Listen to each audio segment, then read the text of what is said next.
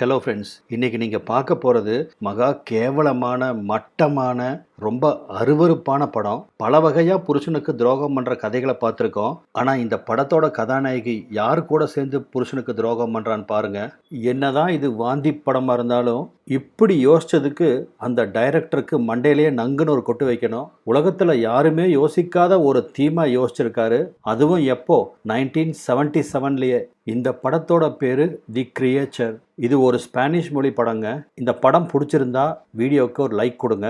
படம் ஆரம்பிக்கிறதே நம்ம ஹீரோயின் கிட்ட இருந்து ஆரம்பிக்குது. அவ பேரு கிறிஸ்டினா, அவ புருஷன் பேரு மார்க்கு. அவன் அந்த லோக்கல்ல இருக்கிற ஒரு சேனல்ல நியூஸ் ரிப்போர்ட்டரா இருக்கான். இவங்களுக்கு கல்யாணமாகி 8 வருஷத்துக்கு அப்புறம் இப்பதான் கிறிஸ்டினா கர்ப்பமாயிருக்கா. கணவன் பார்த்தீங்கன்னா மனைவியை ஒரு வேலை செய்ய விடுறதில்ல. மார்க்கு வேலையெல்லாம் முடிச்சுட்டு டெய்லியும் சீக்கிரமா வீட்டுக்கு வந்துடுறான். இந்த சமயத்துல இப்போ அவளை கிறிஸ்டினாவை செக்கப்புக்கு கூட்டிட்டு போக வேண்டிய நாள். மார்க் என்ன பண்றான்னா, கிறிஸ்டினாவை கார்ல செக்கப்புக்காக டவுன் ஹாஸ்பிட்டலுக்கு கூட்டிட்டு போயிட்டு இருக்கான். அந்த சமயத்துல பாத்தீங்கன்னா வழியில பெட்ரோல் போடலாம் அப்படின்னு ஒரு பெட்ரோல் பங்க்ல போய் காரை நிறுத்தும் போது ரொம்ப நேரமா டிராவல் பண்ணதால கிறிஸ்டினாக்கு கால் வீக்கம் வருது. அந்த பெட்ரோல் பங்க்லயே கொஞ்சம் காலார நடந்தா நல்லா இருக்கும், அந்த கால் வீக்கம் குறையும் அப்படின்னு காரை விட்டு இறங்கி அந்த பெட்ரோல் பங்க்ல நடக்கிறா. அந்த சமயத்துல தான் அங்க ஒரு நாய் நல்லா கொழுகொழுன்னு கருகருன்னு இருக்கு. அந்த நாயை கட்டி போட்டு வச்சிருக்காங்க. அது அந்த பங்க்ல வேலை செய்யற ஊழியரோட நாய். பொதுவாகவே கிறிஸ்டினாக்கு நாயகனா ரொம்ப பிடிக்கும். அதனால யதார்த்தமா போய் அந்த நாயை என் செல்ல குட்டி அப்படின்னு கொஞ்சம் போக அது வவ்வுன்னு அவ மேல பாஞ்சிருது. அவ துணியை பிடிச்சி கிழிக்க, காலை பிடிக்க, இந்த எதிர்பாராத அதிர்ச்சியால கிறிஸ்டினாக்கு உடனே பிரசவ வலி வந்துடுது.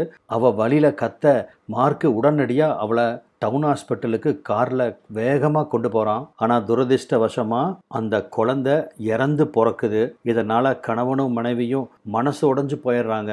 இந்த சம்பவத்துக்கு அப்புறமே பார்த்தீங்கன்னா கிறிஸ்டினா மனசளவில் ரொம்ப பாதிப்படைஞ்சதுனால இதையெல்லாம் பார்த்து தாங்கிக்க முடியாத மார்க்கு அந்த டாக்டரை வந்து பார்க்குறான். மனைவிக்கு இந்த பிரச்சனையை எப்படி சரி செய்யலாம் அப்படின்னு. அப்போ அந்த டாக்டரும் என்ன சொல்கிறாருன்னு பார்த்தீங்கன்னா, உங்கள் மனைவியை எங்காவது ஒரு வெக்கேஷன் மாதிரி கூட்டிகிட்டு போங்க அப்படின்னு சொல்லவும் மார்க்கும் கிறிஸ்டினாவை வேற ஒரு ஊருக்கு கூட்டிகிட்டு வரான். அப்படி 2 பேரும் அந்த ஊருக்கு வந்து பீச்சில் நல்லா ஹாயாக குளிக்கிறாங்க. அந்த ஊரையெல்லாம் சுற்றி பார்க்குறாங்க.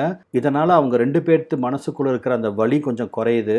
அந்த சமயத்தில் தான் பீச்சில் 2 பேரும் ஓடி பிடிச்சி விளையாண்டுட்டு இருந்த சமயத்தில் கிறிஸ்டினா அங்கே ஒரு நாயை பார்க்குறா.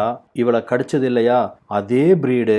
கிறிஸ்டினாக்கும் ஆரம்பத்தில் அந்த நாயை பார்த்தோன்னா அதிர்ச்சியாக தான் இருக்குது. இந்த மாதிரி ஒரு நாயால் தானே நம்ம குழந்தைய தொலைச்சோம் அப்படின்னு கொஞ்சம் அந்த நாய்கிட்ட இருந்து ஒதுங்குறா.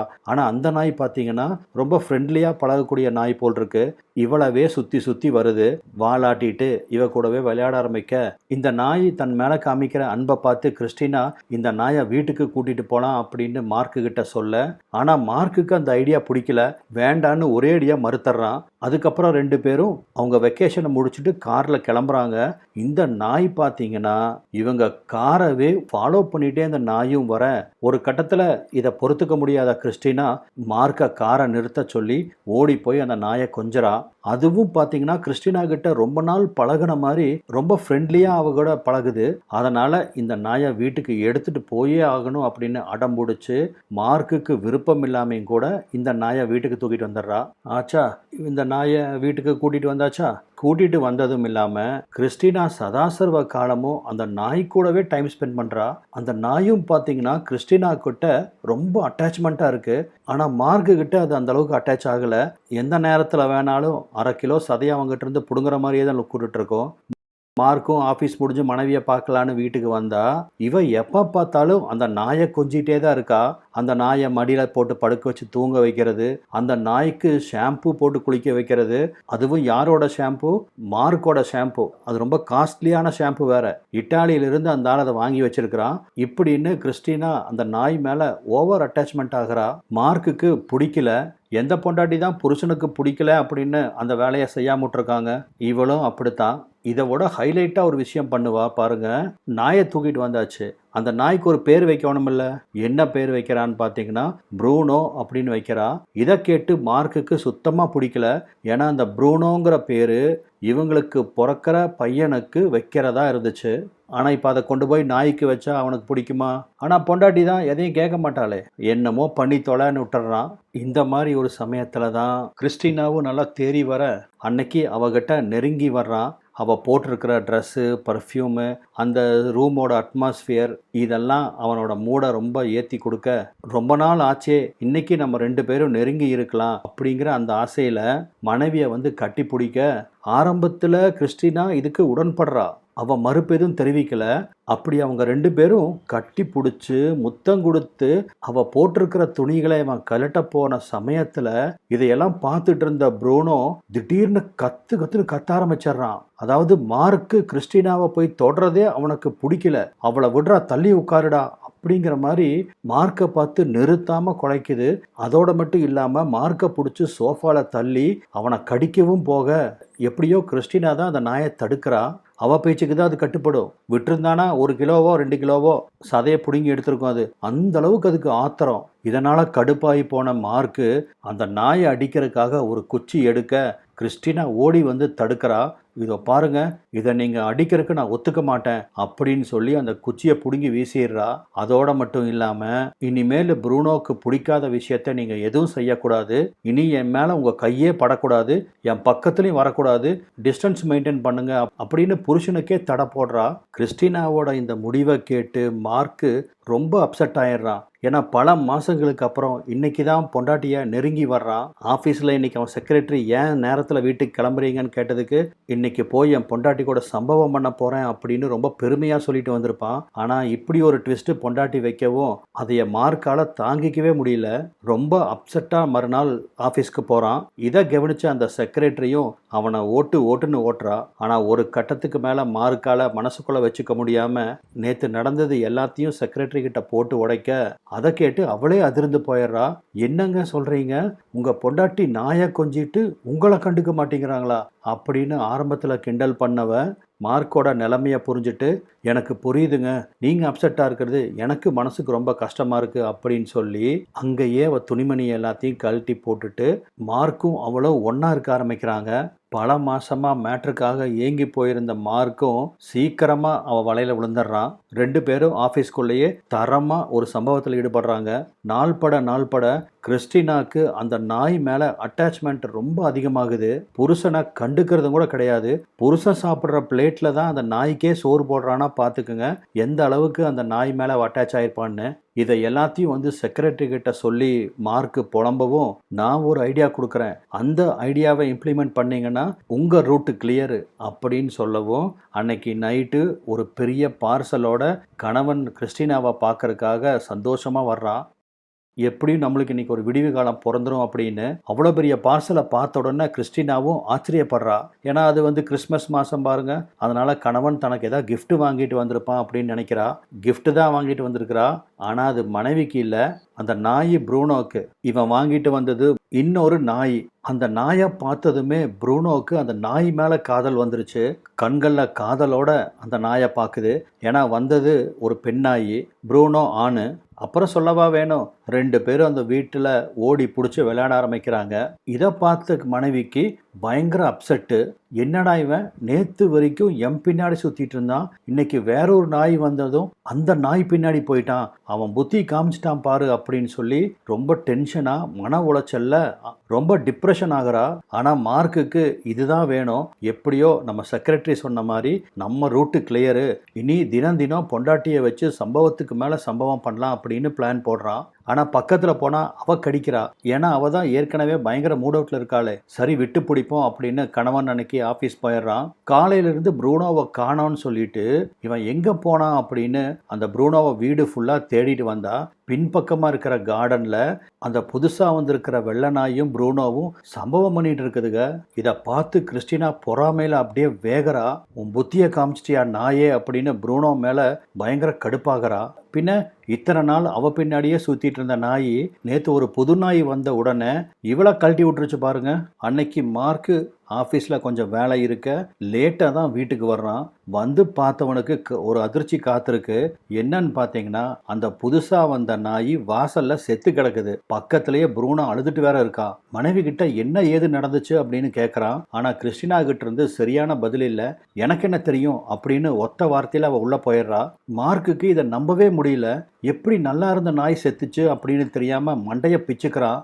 ஆக்சுவலாக பார்த்தீங்கன்னா பொறாமையால் கிறிஸ்டினா தான் அந்த பெண் நாயை கொன்று இருக்கா.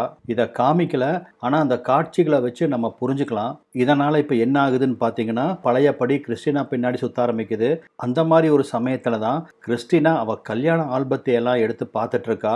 அதுவும் பார்த்தீங்கன்னா இவ கூட உட்காந்துட்டு அந்த ஃபோட்டோவெல்லாம் பார்த்துட்டு இருக்குது. அப்போ தான் அவள் மணமகள் கோலத்தில் இருக்கிற அந்த ஃபோட்டோவை காமிக்கிறா.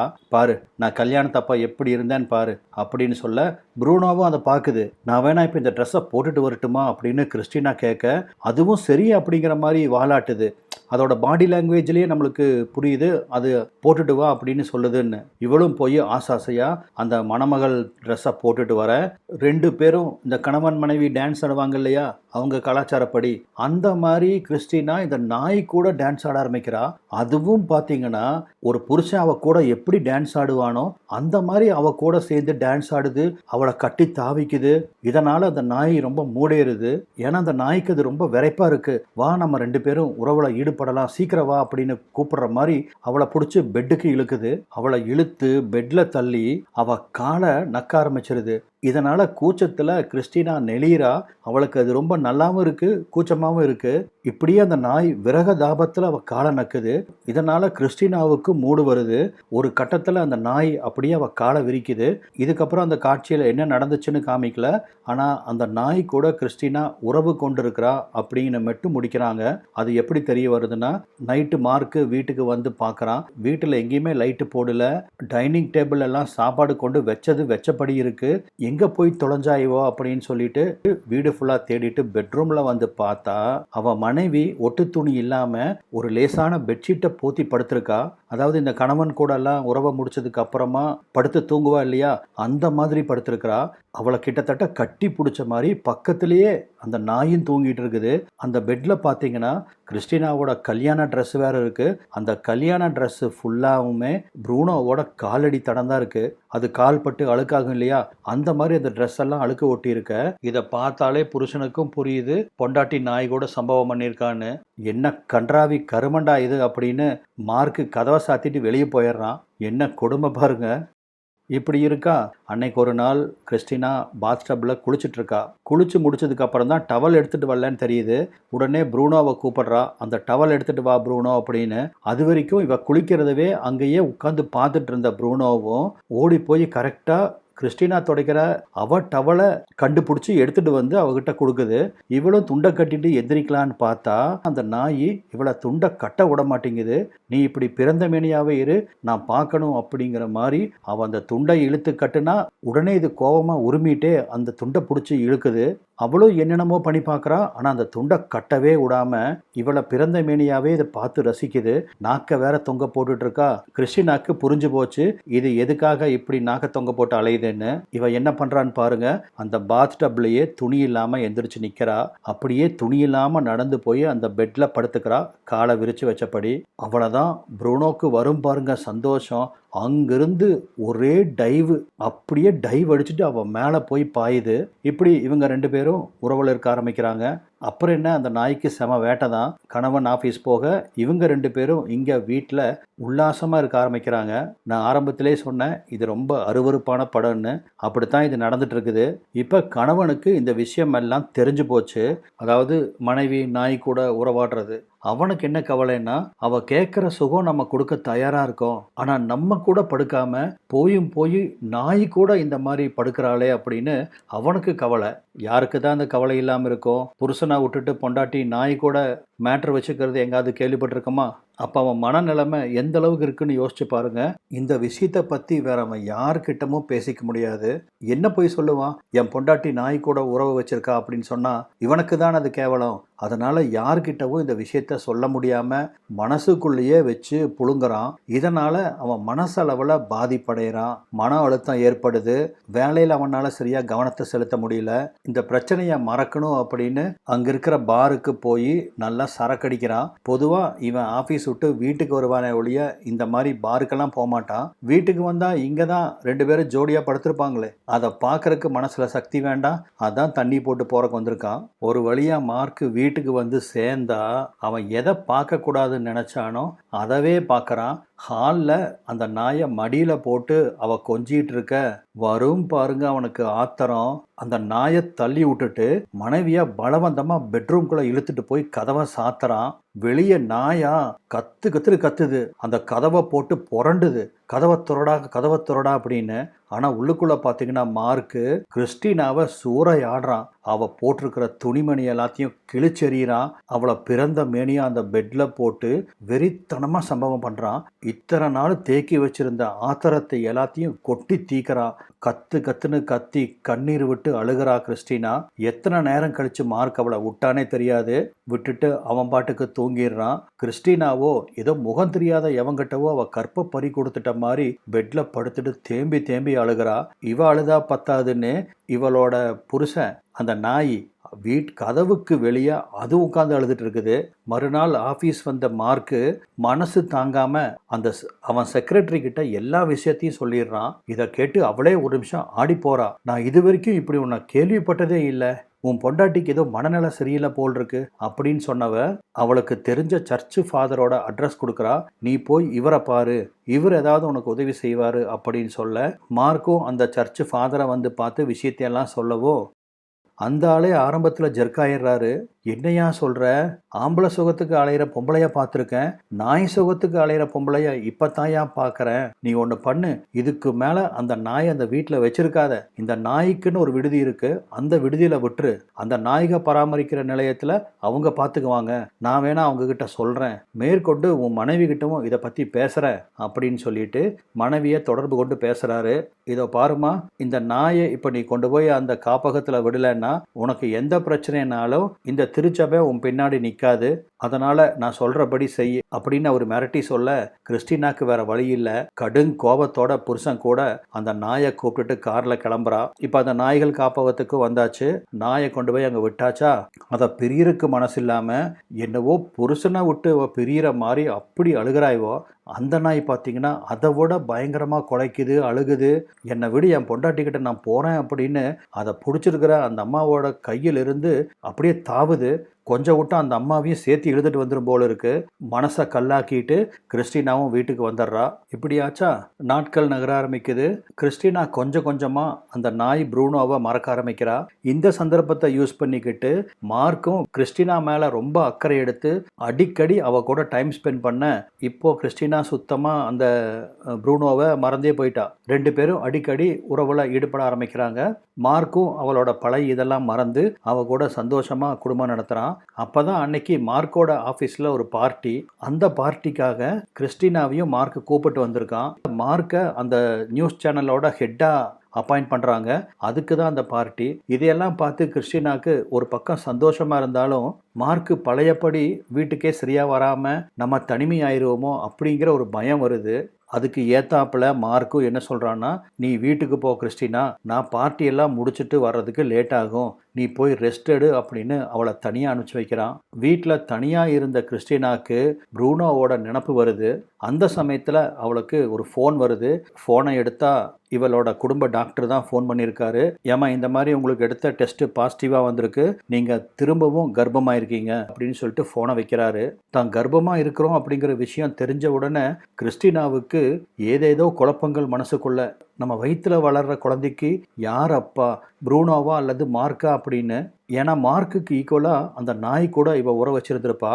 ஒருவேளை அந்த நாயோட குழந்தையா இருக்குமோ அப்படின்லாம் யோசிக்கிறா. டயர்ட்லேயே தூங்கி போயிடுறா. நைட்டு கனவுல பார்த்தீங்கன்னா இவ ஒரு மெத்தையில் துணி இல்லாமல் படுத்திருக்கா.